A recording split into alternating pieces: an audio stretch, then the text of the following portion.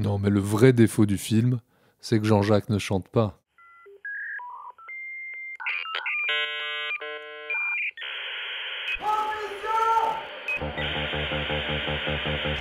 Yippee-ki-yay, motherfucker.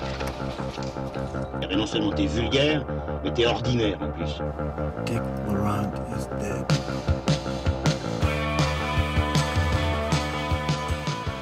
Bonjour, bonsoir à toutes et à tous, chères auditrices et chers auditeurs, et bienvenue dans Transmission, la table ronde cinéphile qui fait le grand écart entre cinéma d'auteur et pop culture. Encore une fois, je suis bien entouré pour ce nouveau numéro. Il y a avec moi Manuelas. Salut Olivier.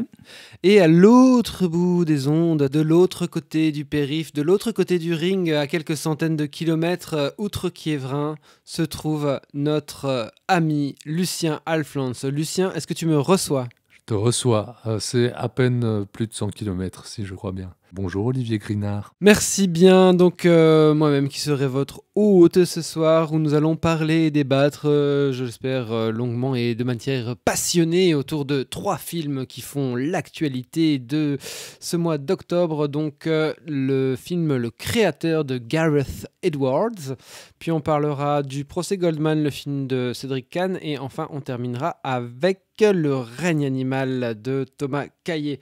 Donc voilà un programme quand même assez francophone de films français, c'est assez rare pour être souligné. Un bon épisode de Transmission commence, vous le savez bien sûr, par un bon quiz, donc c'est l'heure d'écouter Jack Slater. Je vous conseille d'être très prudent, ils m'obéissent au doigt et à l'œil.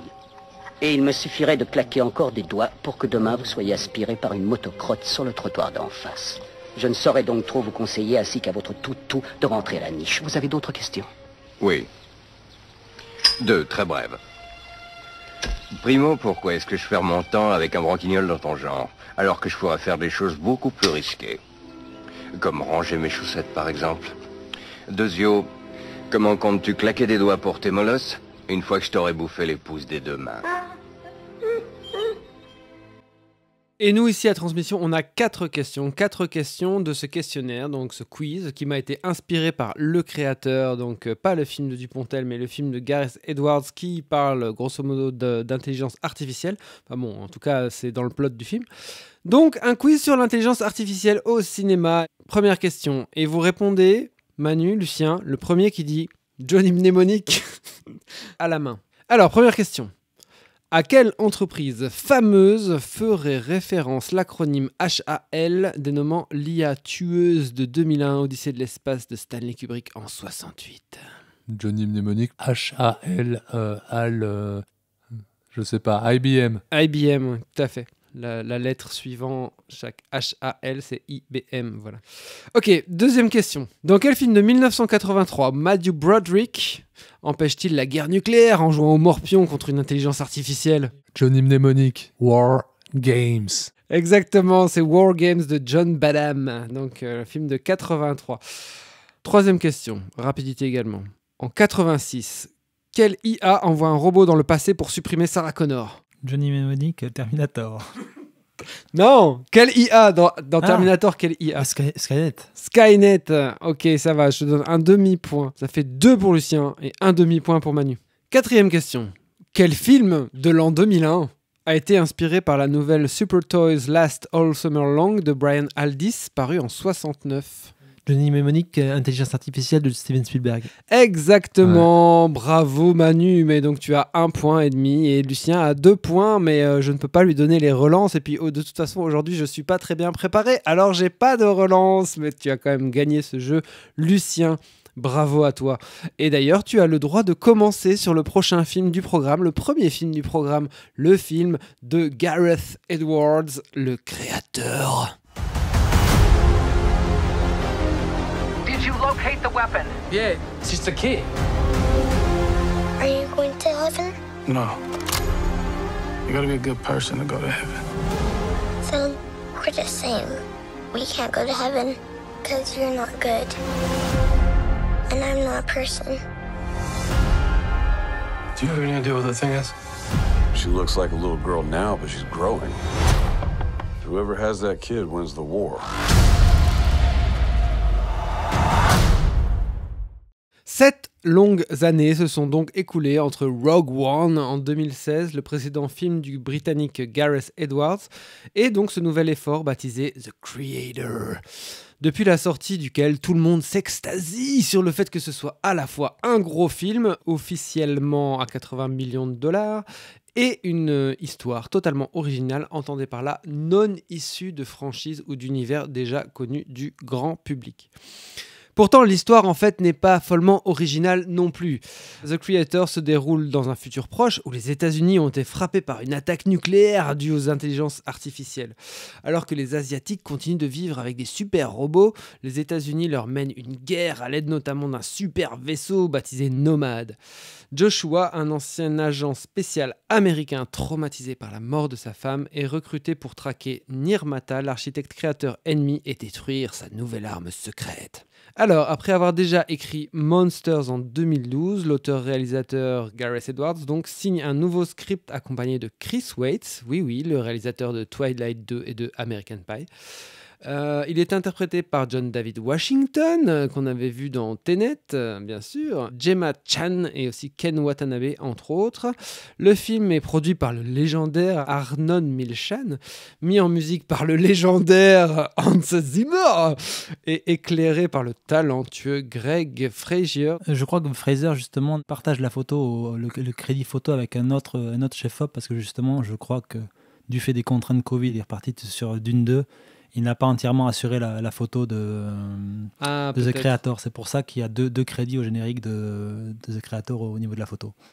Ok, on va regarder pendant le temps que mes amis parlent longuement, qui est l'autre chef opérateur, excusez-moi de ce manquement messieurs. Mais en tout cas, il avait fait Rogue One, donc A Star Wars Story, le film de Gareth Edwards, déjà en 2016. Et voilà, donc la boucle est bouclée et c'est à Lucien de commencer, qui a insisté pour commencer sur ce film. Lucien, ça ne te ressemble pas.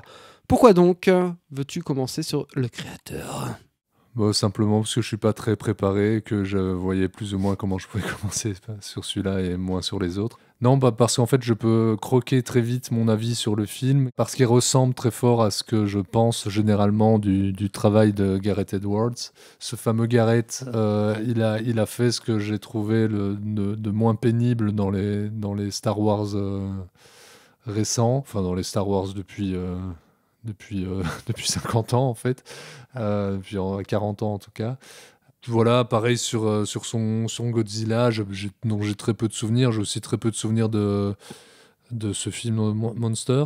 Mais à chaque fois, il y a quelque chose qui me marque dans ces films. C'est un travail plastique ou d'une direction artistique mêlée à une certaine forme d'ambiance qui marche assez bien et dans laquelle je me plais plutôt. Maintenant, à chaque fois, je pense qu'il y a un gros déficit de narration qui est comblé peut-être par quelques images qui restent, quelques idées de mise en scène qui restent, mais c'est un film que j'ai déjà plus ou moins oublié alors que je l'ai vu il y a une semaine, mais devant lequel j'ai eu à plusieurs moments un vrai intérêt pour sa plastique et son ambiance, sa direction artistique. Mais je serais absolument incapable d'en reparler dans 5 jours. Moi, un petit peu comme Lucien, je connais les limites du cinéma d'Edouard en tant que conteur. C'est peut-être pour ça que je suis relativement sorti assez enthousiaste du film. C'est que oui, j'ai vu tout de suite dès le début toutes les lacunes d'écriture et de mise en scène. C'est assez frappant dans la scène d'intro du film avec le personnage de John David Washington qui grille sa couverture auprès de sa femme. La manière dont c'est amené, c'est justement pas amené du tout. Et c'est pas du tout pris en charge par la mise en scène. Et c'est effectivement souvent le gros souci du film. La plupart des retournements dramatiques sont pas du tout pris en charge par la mise en scène. Mais après, c'est un film que j'ai trouvé, au-delà de ça, extrêmement ludique, généreux dans ce qu'il offre à voir. On va parler tout à l'heure d'un autre film, qui est un film fantastique, le film de Caillé. Et là, pour le coup, je trouve que dans le film de Caillé, il y a un vrai problème de la problématique de l'univers dans lequel le film s'inscrit. Là, l'univers que me dépeint Edward, j'y crois à 200%. Et ça fait beaucoup de choses dans un film de SF. Je trouve par sa mise en scène, par sa méthodologie de tournage, en grande partie tournée en décor naturel.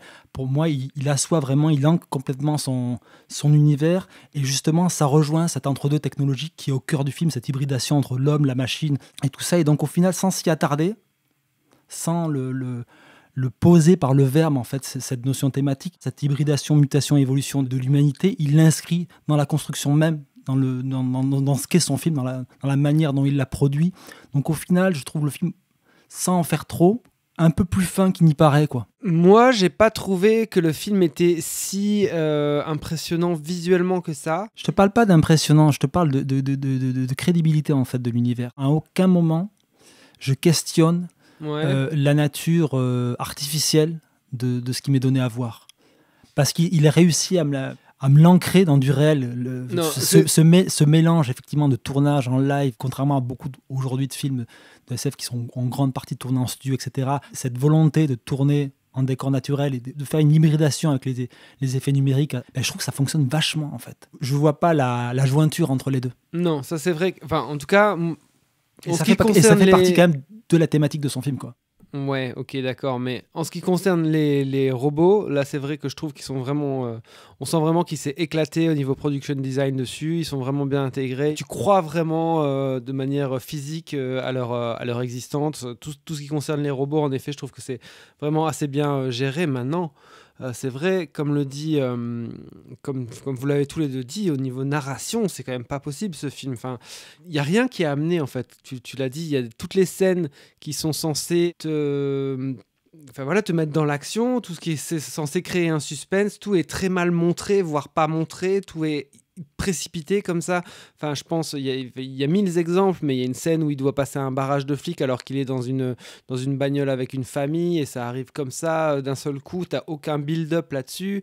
Le truc qui revient tout le temps, puisqu'il est hyper important dans le film, quand tu tues un robot, il est pas dead, mais il est off. C'est super mal amené, avec un personnage que tu as vu 2 secondes avant, qui n'a aucun intérêt dans le film. Enfin, c'est lourd et en même temps c'est mal amené. Ouais, là, pour le coup, cet aspect-là, qui est une sorte de punchline et qui est décliné au long du film, ça crée quand même une petite évolution dans les relations entre les personnages. Je trouve ça, à la rigueur, pour moi, c'est un élément de narration que je sauverais plutôt du film. Non, mais je te dis pas l'élément en tant que tel, je te dis la manière dont il est amené au début du film. Vraiment, moi, c'est des trucs où à chaque fois, soit je sens l'écriture, soit j'ai l'impression que tout arrive de manière complètement pas du tout préparée, donc du tout pas ancrée émotionnellement avec des personnages. Enfin voilà, moi, ça me pose vraiment des problèmes parce qu'au bout d'un moment, je me désintéresse totalement de ce que je vois. Et après, au niveau oui et non, parce que visuel, pour moi, je me rattrape sur les détails, en fait, sur la construction de l'univers, sur plein d'éléments en fait périphériques, mais qui assoient la crédibilité de cet univers, c'est-à-dire le design et cette logique de bombes robots sprinter qu'on retrouve sur le pont, etc., qui est drôle et que j'ai pas vu auparavant. Là, quand il débarque dans l'atelier de manufacture de robots tenu par son ancien ami, tu as l'impression d'arriver dans une sorte d'atelier clandestin de couture, et en fait, c'est pas des vêtements qu'on est en train de fabriquer, c'est ces robots. C'est ce genre de petits détails où tu sens que c'est vraiment un amoureux du genre et qui travaille sur ces petits détails qui distinguent son film d'autres à l'ailleurs. Et c'est vrai que c'est plus dans le détail que réellement dans la ligne directrice de son récit qu'on peut y trouver son compte, à mon sens. Au-delà de la vraisemblance ou de la croyance que tu peux avoir dans l'univers, il y a un truc qui marche bien, que ce soit d'un point de vue plastique et même dans son approche de la narration, même si j'ai dit toutes les réserves que j'avais, j'ai évoqué toutes les réserves que j'avais sur la manière dont le film a de raconter. Il y a une formulation d'une hybridation entre un réalisme et une fantasmagorie qui marche assez bien dans le film. Et en effet, je suis d'accord avec Manu quand il disait que ça nourrit ce que le film développe. Et une petite précision par rapport au résumé du film que tu as fait, Olivier. C'est pas un prochain futur que tu vois dans le film. Le film joue justement d'une dystopie, entre guillemets, d'une ligne temporelle autre que celle de notre réalité, puisque cette évolution technologique a déjà pris cours dans le passé. Dans le début du film te montre des images de ce qui pourrait être l'équivalent des années 50, 80, etc., où cette hybridation a déjà eu lieu. Donc on est vraiment dans une disjointe de celle de notre réalité. une licence poétique aussi qui est à mon avis placée dès le début sur ça, quoi. Ouais, mais aussi ce qui est placé dès le début, c'est quand même une lourdeur dans le récit, dans la conduite du récit. C'est-à-dire que, ok, ces actualités, peut-être, pourquoi pas, et après ça se finit sur cette explosion nucléaire qui est ensuite suivie d'une espèce d'intervention du, je sais pas, chef du Pentagone ou président des États-Unis qui te fait une espèce de résumé plat de tout ce que tu as eu, de tout ce qui s'est passé, enfin voilà, et ça amène les choses de manière super lourde et super appuyée et vraiment pas très maligne, alors que le truc des actualités était quand même assez malin. C'est pas très malin, mais moi je préfère un film qui commence dès le début en me posant très clairement les règles de son univers qu'un film qui passe son temps à les chercher. Mais ça, on reviendra sur un autre film qui, à mon avis, a une grosse problématique sur le traitement de son univers.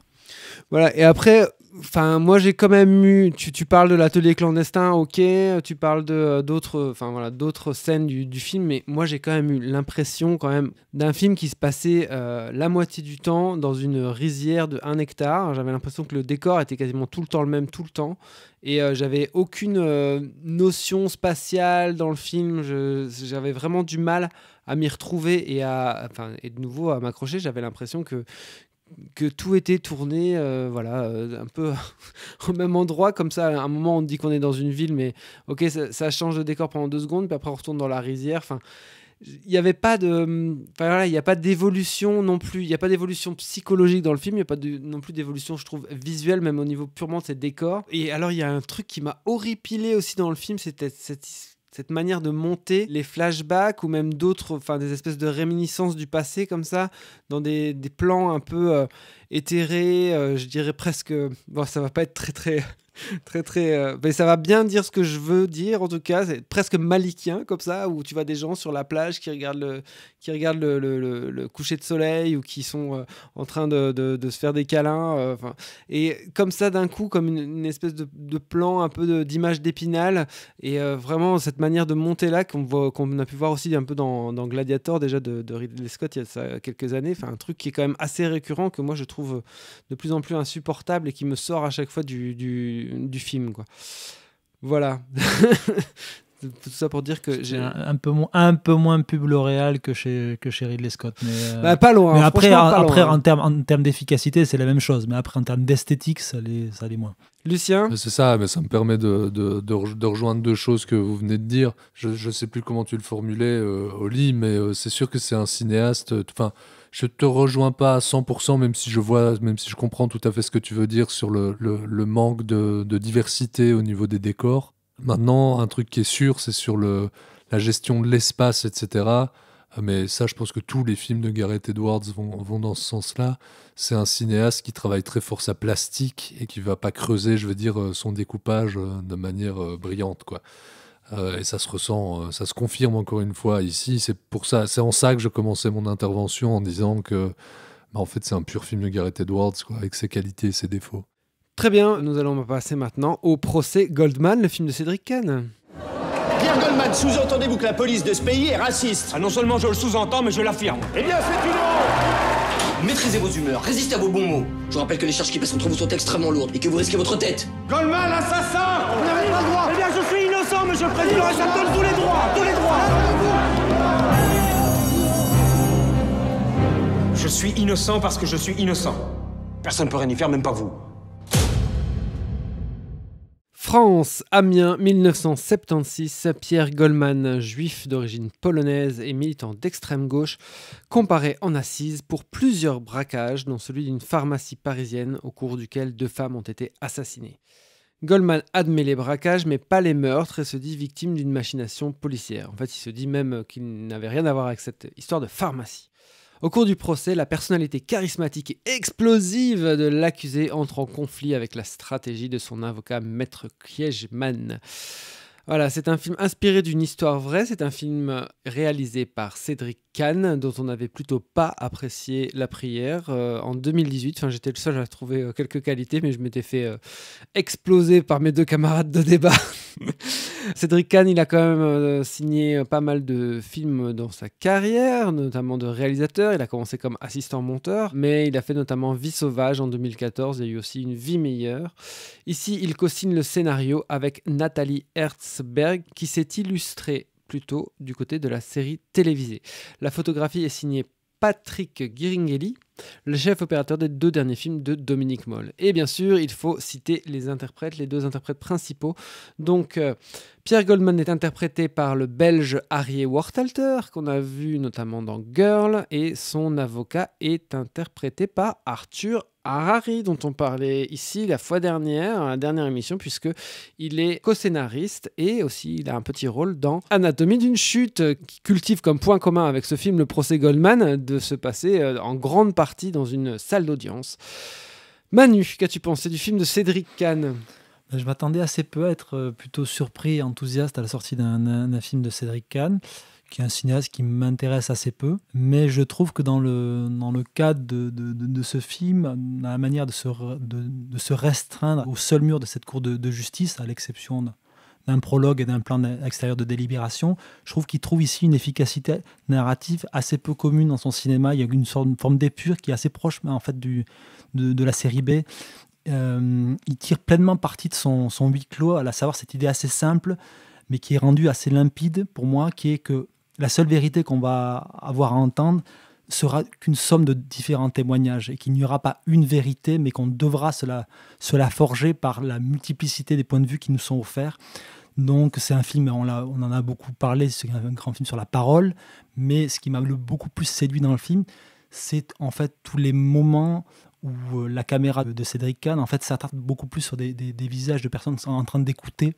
Notamment, il y a différentes confrontations où il choisit délibérément de ne même pas filmer la personne qui parle. Et voilà, je trouve le film assez passionnant dans cette manière de traquer cette vérité à travers les visages des différents protagonistes de cette salle d'audience. Je rejoins à 200% Manu. Je pense que c'est un film qui tient beaucoup sur son montage, qui est un film qui est très bien monté et qui sert très fort les acteurs de ce point de vue-là. Au niveau du découpage scénaristique, c'est un film assez classique de procès, entre guillemets, mais dont le texte est très travaillé et fonctionne extrêmement bien et est extrêmement bien interprété.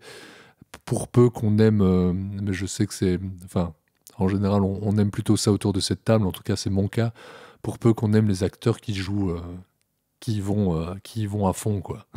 Les acteurs qui jouent fort, qu'on pourrait dire un peu cabot, mais bon, moi j'adore ça quand c'est bien fait, et c'est le cas ici. Ils sont pas tous sur ce même registre. Moi, j'aurais pour le coup peut-être un peu de réserve sur l'aspect cabot quelquefois. Ouais, dans l'ensemble, c'est quand même tous des acteurs qui mettent la main à la pâte, quoi. Oui, mais c'est pour ça que je suis des acteurs qui sont en sous-jeu, quoi. Oui, mais c'est pour ça que je suis beaucoup plus fasciné par les moments en fait de silence. Oui, absolument. On va regarder ces acteurs. Mais les moments de silence sont joués très fort eux aussi, quoi. Ouais, mais j'ai quand même plus de soucis avec les moments de prise de parole de l'interprète de Pierre Goldman, où des fois je le trouve pas forcément juste. Après, la personnalité de Pierre Goldman, visiblement, était elle aussi voilà, dans ça, donc ça se rejoint.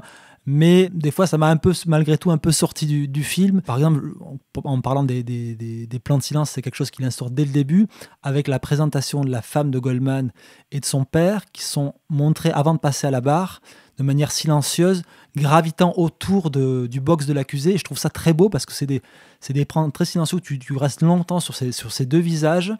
Et pour moi, voilà, il t'a introduit à cette idée de quelque chose va se passer au-delà de la parole aussi. Oui, ça participe à créer les personnages aussi. C'est intéressant, je pense. C'est dommage que Julien soit pas là, parce qu'au niveau du jeu, je trouve que le film est assez intéressant, justement. Moi, je trouve qu'ils sont vraiment tous sur la même note, mais c'est une note un peu... ils sont un peu, en effet, dans l'overacting, tous. Ils sont un peu tous... je dirais pas en sur-régime, mais ils sont tous sur un registre... comment dire, légèrement up, on va dire, mais en même temps, le film, c'est aussi quelque part sur le jeu de la justice et le fait qu'on interprète quelqu'un quand on est dans cette espèce d'arène, cette espèce de théâtre de la justice, et donc ça s'explique. Mais en tout cas, ce que j'ai trouvé, par exemple, une grosse plus-value par rapport à Anatomie d'une chute, c'est que je les ai trouvés, moi, tous au diapason. J'ai trouvé que tout l'ensemble du casting, l'ensemble de l'interprétation était vraiment sur cette même note un peu trop forte, justement.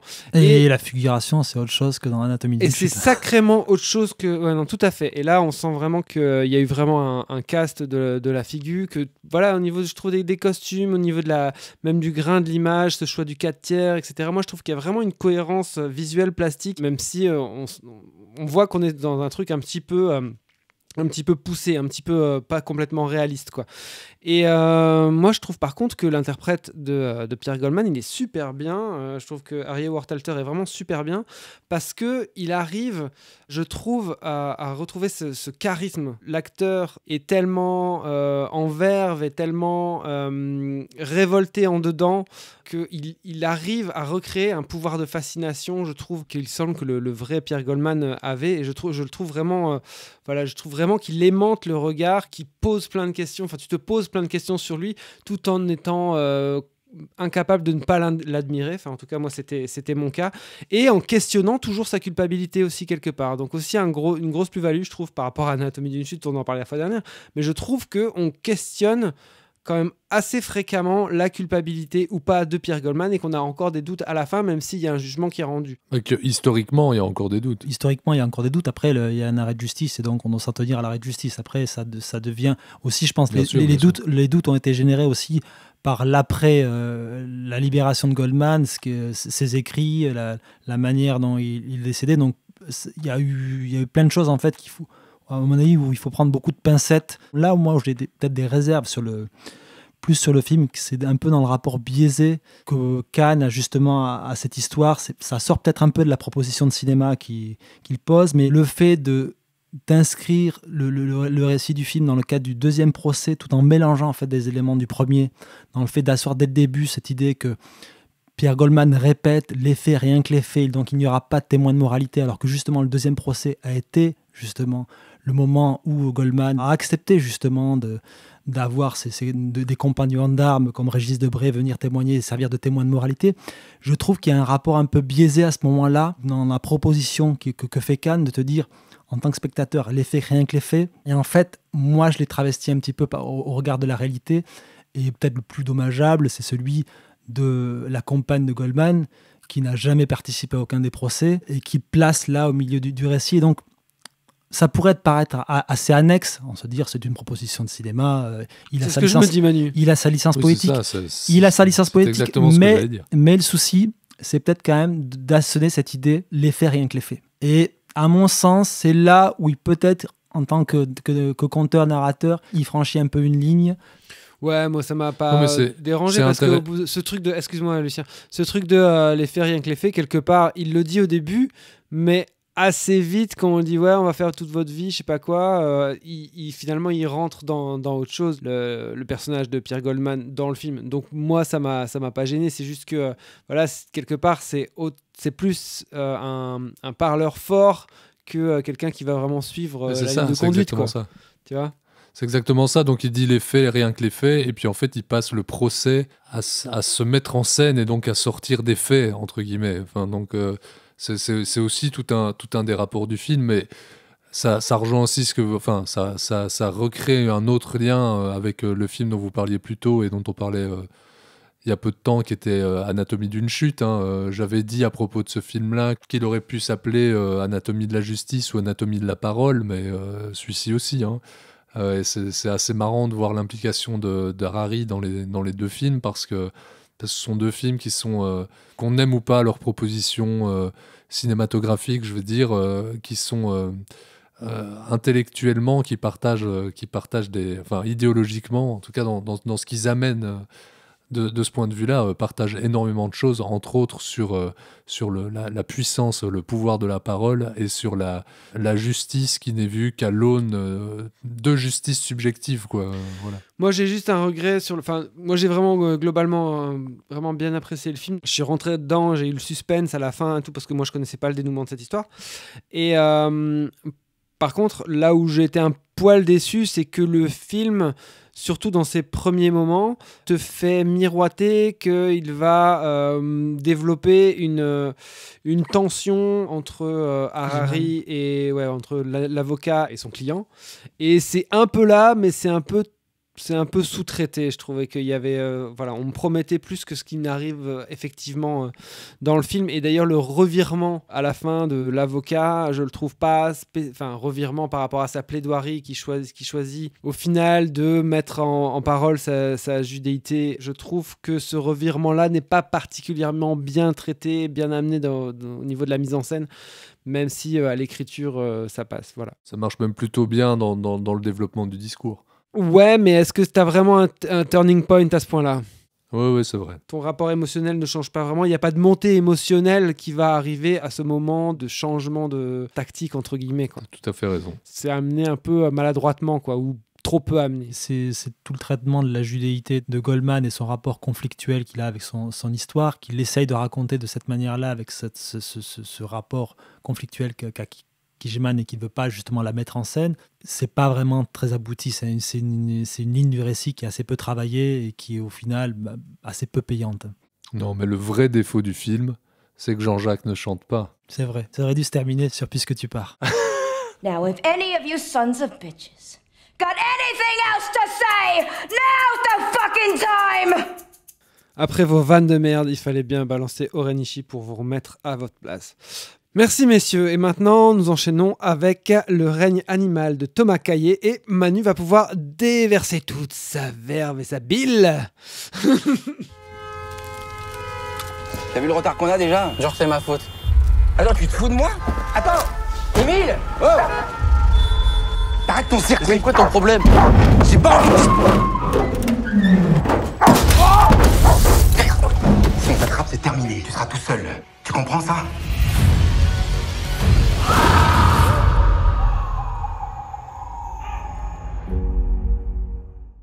Deuxième long métrage de Thomas Caillet après le succès critique et public des Combattants en 2014. Il a entre-temps réalisé la série Ad Vitam, diffusée sur Arte en 2018. Ici, il co-signe le scénario avec Pauline Munier, qui, d'après IMDb, a juste travaillé sur un court avant. Le film se déroule dans notre monde, sauf qu'une partie significative de la population est en proie à des mutations qui les transforment en animaux gigantesques. C'est le cas notamment de la maman d'Émile, qui a 16 ans, et qui part donc vivre avec son père François à proximité d'une sorte d'institution géante où sa mère mutante sera désormais enfermée. Alors que cette nouvelle vie commence pour Émile, celui-ci observe bientôt les premiers signes de transformation sur son propre corps.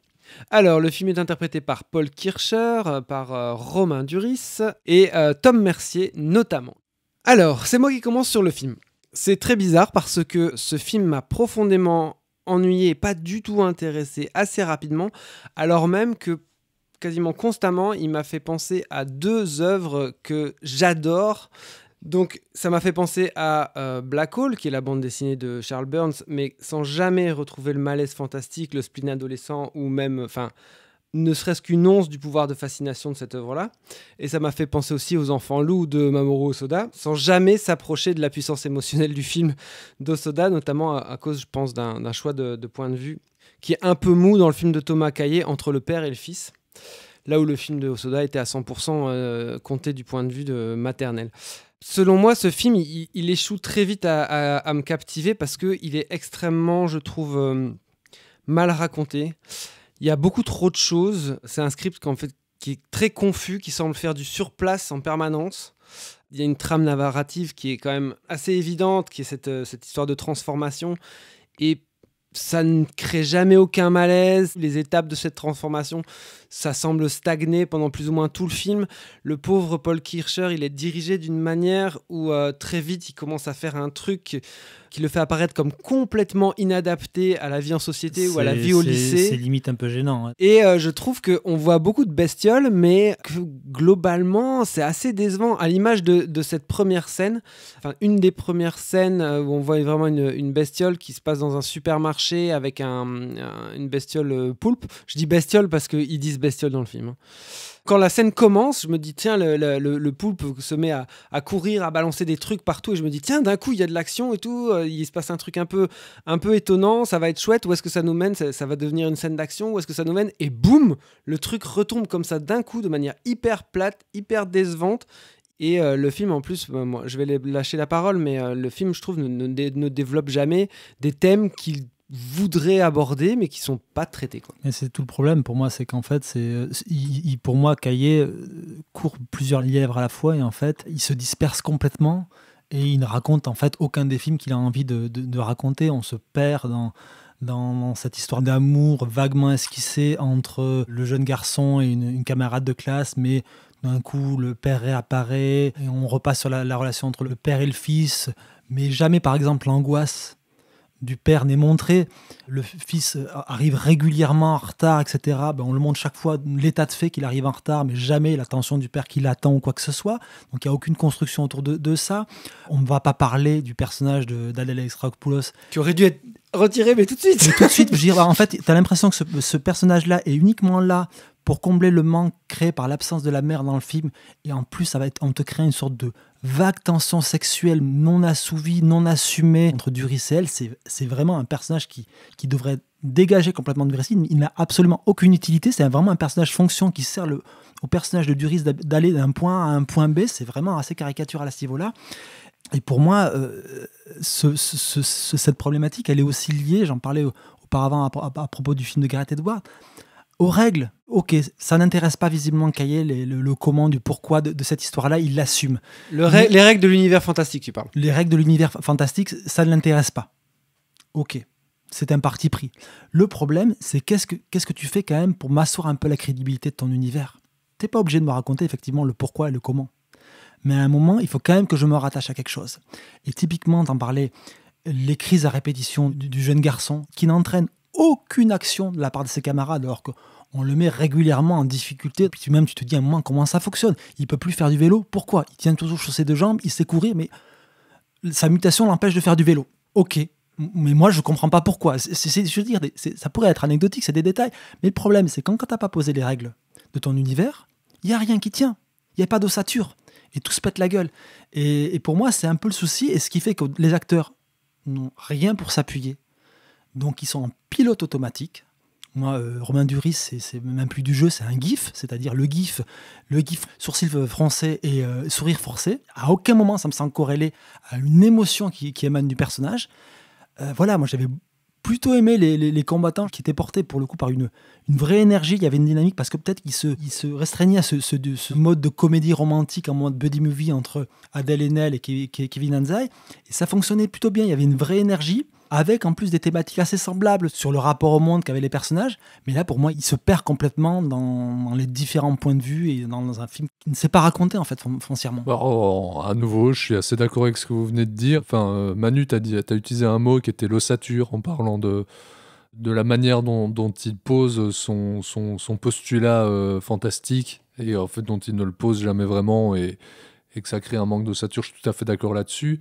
Je pense qu'en effet, il y a un gros problème d'ossature scénaristique aussi parce qu'on ne comprend jamais exactement où il veut en venir, en fait, ce qu'il a envie de raconter. Le film s'ouvre quand même autour de la recherche de la mère, mais on s'en fout du début à la fin. Après, on peut peut-être voir ça comme une fausse piste pour, en fait, c'est pas du tout une recherche de la mère qu'on fait, c'est une recherche de la renaissance de l'adolescent. D'ailleurs, est-ce que de dire en pitchant le film que cet adolescent est en train de se transformer n'est pas un spoil, ça se discute. C'est amené très vite dans le récit. C'est amené assez vite dans le récit, n'empêche que je pense que le film essaye de jouer sur la surprise, dont il manque assez cruellement. C'est un film dont on repère la fin avant la moitié. Maintenant, moi j'ai eu un truc, ce qui va rejoindre un peu ce que disait Oli, c'est que le film est très régulièrement décevant, mais pour moi, je serais peut-être le plus positif de nous trois. S'il est aussi souvent décevant, malgré tous les gros défauts d'ossature dont je viens de parler, c'est qu'il y a à chaque fois des pistes qui m'intéressent. Alors il n'en traite aucune parce qu'il en enchaîne énormément, mais il y a quand même des choses qui m'intéressent, ne serait-ce que d'un certain moment, des propositions visuelles qui semblent tout droit venues de Shyamalan, qui lui-même aurait pompé ça chez Spielberg.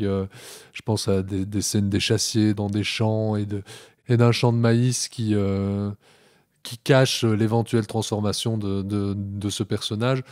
Et puis il y a des scènes presque dolaniennes à certains moments, mais qui ont presque pu m'émouvoir à certains moments. Je pense à l'appel de la mère en voiture.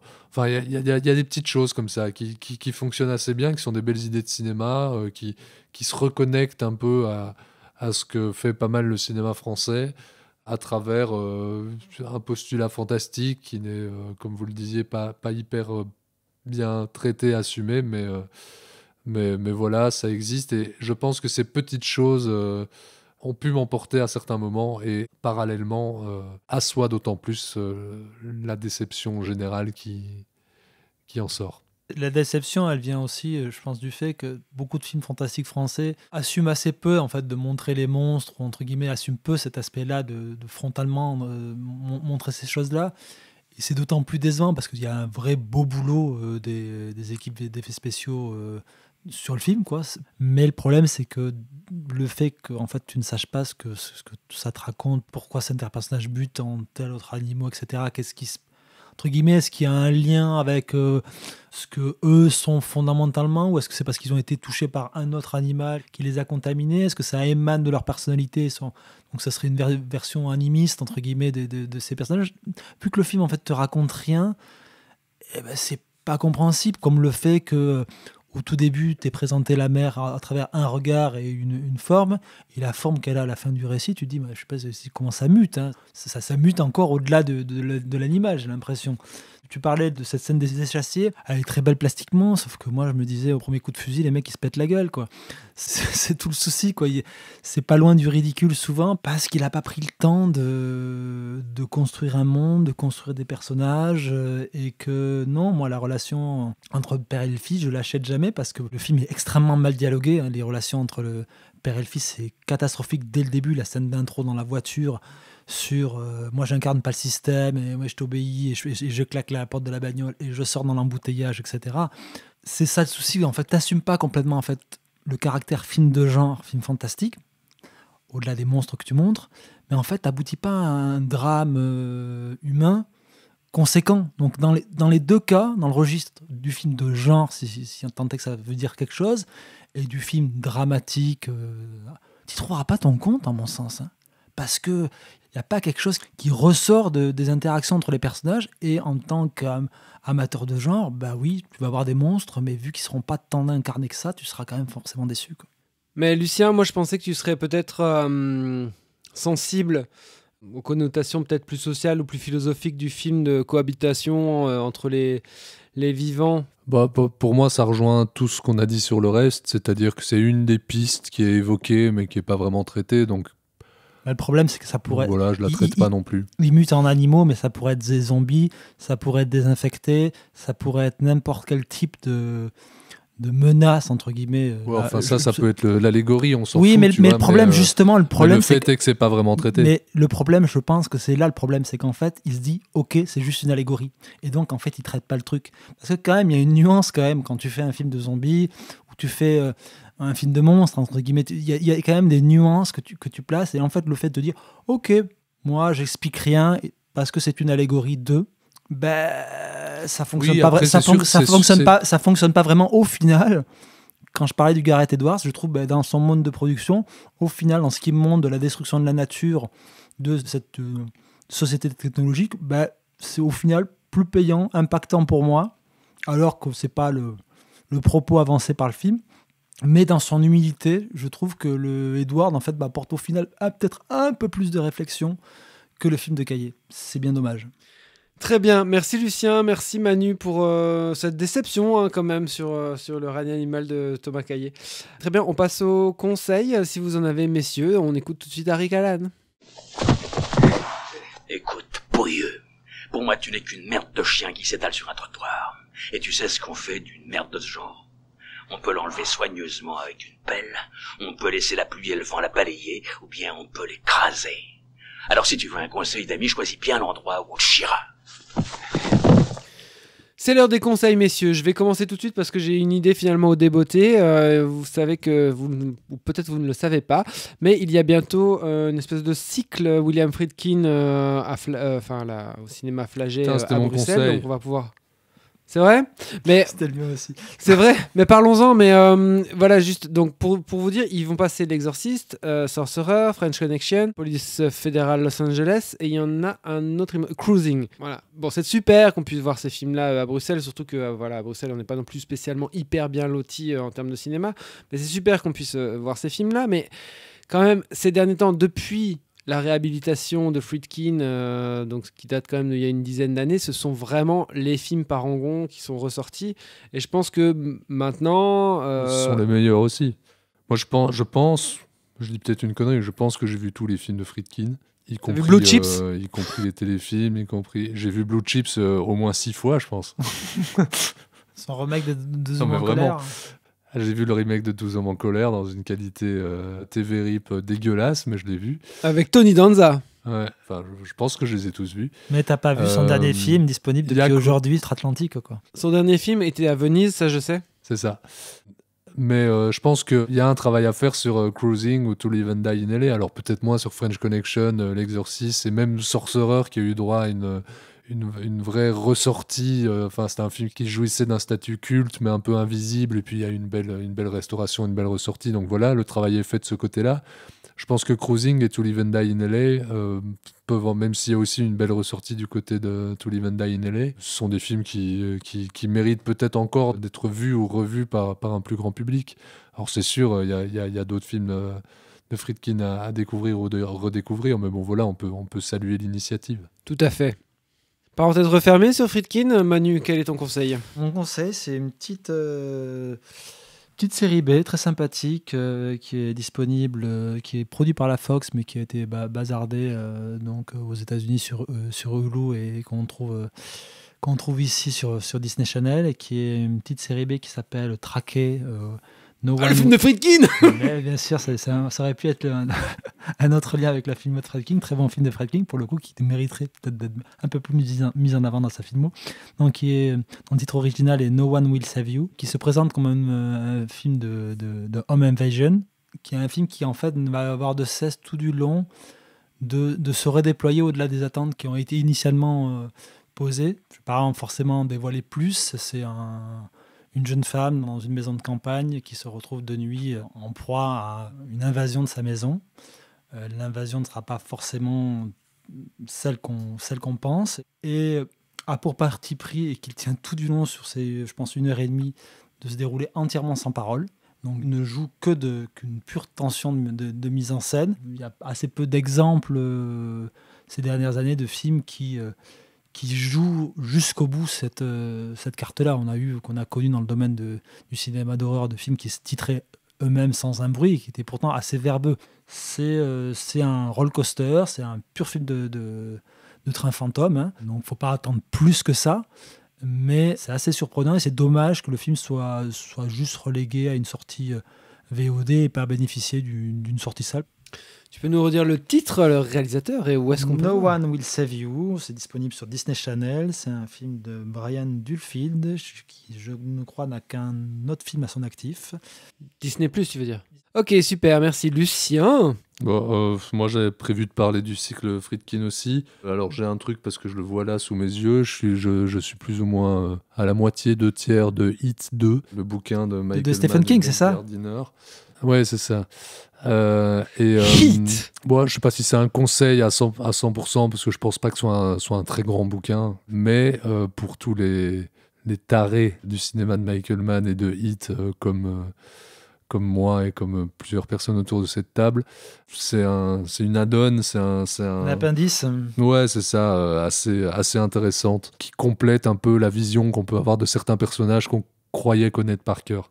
Moi, j'ai assez peur, je t'avoue, qu'il enchaîne réellement après sur le film. Mais Moi, j'ai pas envie. Je crois que j'ai pas envie de savoir qui était Neil McCauley avant. Ouais, moi, je trouve ça plutôt intéressant. Donc voilà. Maintenant, c'est pas un grand livre et voilà. Et pour rester sur du Michael Mann, on vous conseillera aussi, du moins pas sa série Tokyo Vice, mais le premier épisode de Tokyo Vice est signé par Michael Mann, parce que le problème, c'est que la série sort largement des clous instaurés dans le pilote, et c'est vraiment un petit bijou, pas juste télévisuel, signé Mann, et qui peut-être nous prépare à ce qu'on va découvrir ce mois-ci avec la sortie de Ferrari au Festival de Gand et qui sortira après en Belgique début janvier chez nous.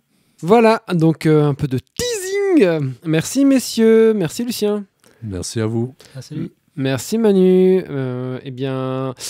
Voilà, merci beaucoup à toutes et tous de nous avoir écoutés. Nous sommes Transmission, nous sommes sur Facebook, nous sommes sur Twitter, nous sommes sur YouTube, nous sommes sur Podcast Addict, Acast, Google Podcast, iTunes Podcast, je ne sais pas si c'est ça. T'es sur TikTok aussi, toi, non? Oui, moi je suis sur TikTok et j'ai aussi un OnlyFans. Merci beaucoup Manu, merci beaucoup Lucien, à très bientôt, merci de nous avoir écoutés et je vous en prie, commentez, partagez, likez, portez des t-shirts à notre effigie. Merci.